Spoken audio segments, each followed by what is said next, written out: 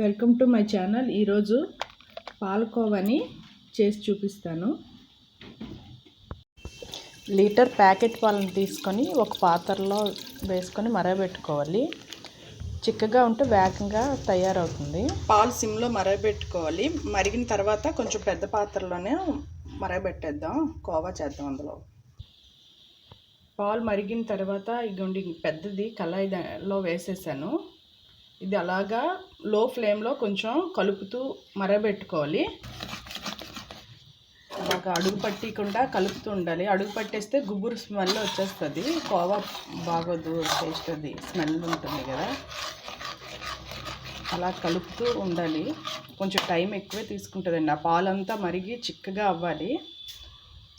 లో flame are medium ఫ్లేమ్లో పెట్టుకుంటే సరిపోతుంది. కలపకపోతే మీకు అడుగు పట్టేస్తుంది, పైన ఒక మీగడలాగా వచ్చేస్తుంది. దలసరిగా వెడల్పుగా ఉండే పాత్రలోనూ అయితే మీకు వేగంగా అవుతుంది. పలచదా అనుకోండి వేగంగా అడుగు పట్టేస్తుంటుంది.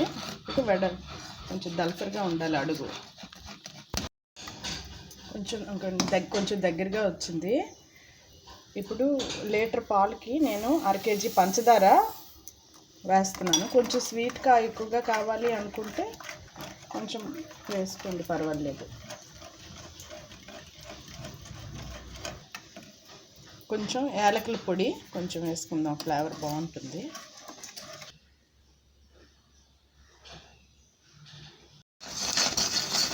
అలా కలుపుతూ ఉంటే దగ్గరగా వచ్చేసింది.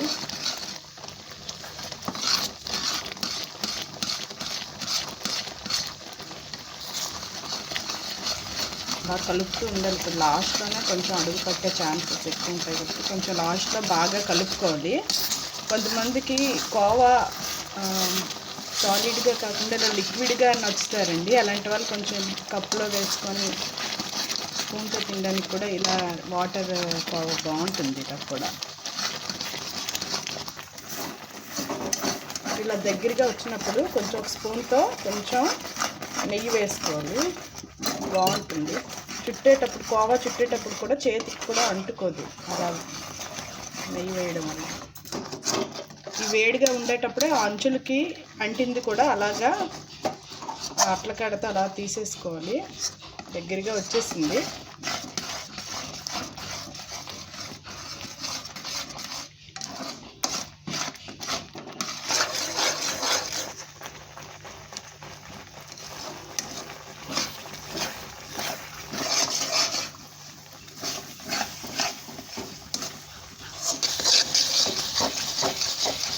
అయిపోయింది.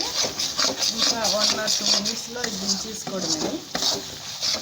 అలా కలుపుతున్న కొద్దీ అలాగా చిక్కగా అయిపోతుంది. సిమ్లోనే పెట్టుకొని చేసుకోవడం.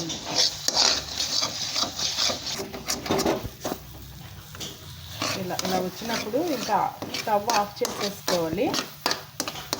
కొంతమందికి బిల్లల్లా కాకుండా మామూలు స్క్వేర్ టైప్గా కావాలంటే కొంచెం ప్లేట్లో వేసేసి ఆరిన తర్వాత చాక్లో ముక్కల్లా కట్ చేసుకున్నా సరిపోతుంది.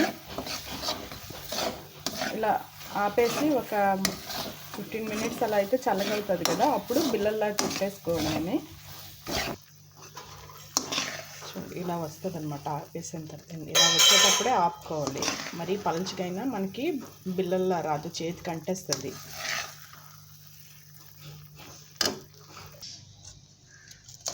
పల్చటి క్లాత్ ఒకటి మంచిది తీసుకొని దాని మీద కోవాలు చేసుకొని వేసుకుందామండి. తడి ఏమైనా ఉంటే అది పీల్ చేసుకుంటుంది. అలాగా బాగా పేడించాలండి, కలపాలి.